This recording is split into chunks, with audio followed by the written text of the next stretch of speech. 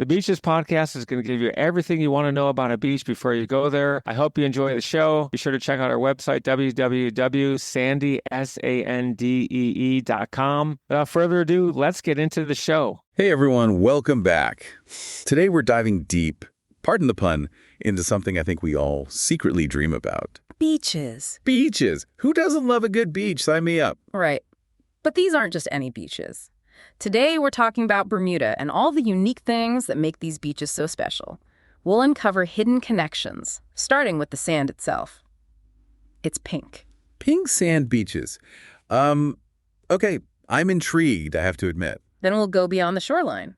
Bermuda is actually known as the shipwreck capital of the Atlantic. We'll find out why. And to top it off, we'll even uncover the surprising history of those iconic Bermuda shorts. Okay, you've definitely got my attention now. Pink sand, shipwrecks, and fashion. Let's do this. So first things first, Bermuda, right? Think turquoise water, lush greenery, and those picture-perfect pink sand beaches.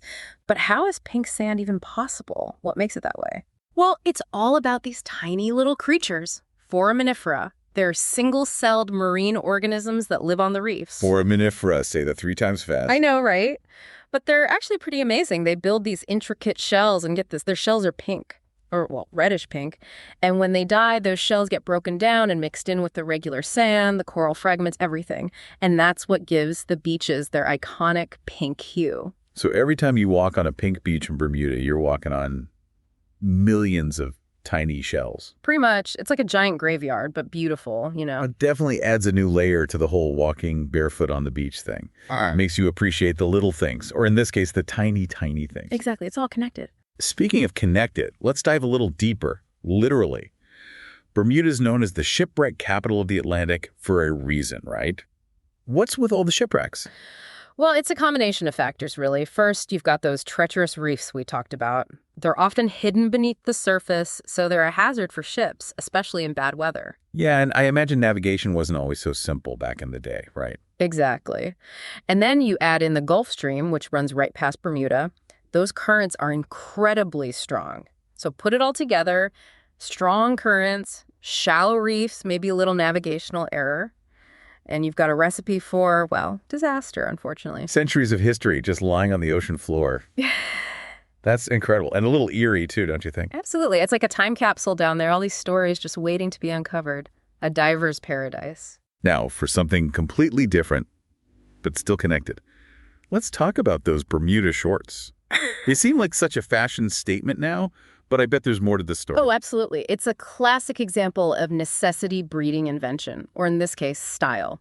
British naval officers stationed in Bermuda needed a more practical uniform for the climate, hot, humid. So they adapted. So it was all about practicality. Exactly. Lighter fabric, breathable, and that shorter length.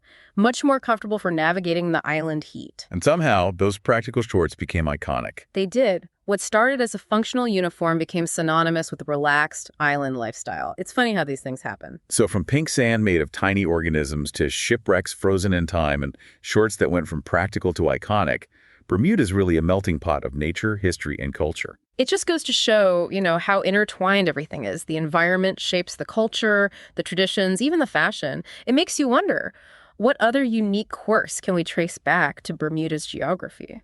That's a great question, and one worth pondering, especially for those of us dreaming of a Bermuda getaway.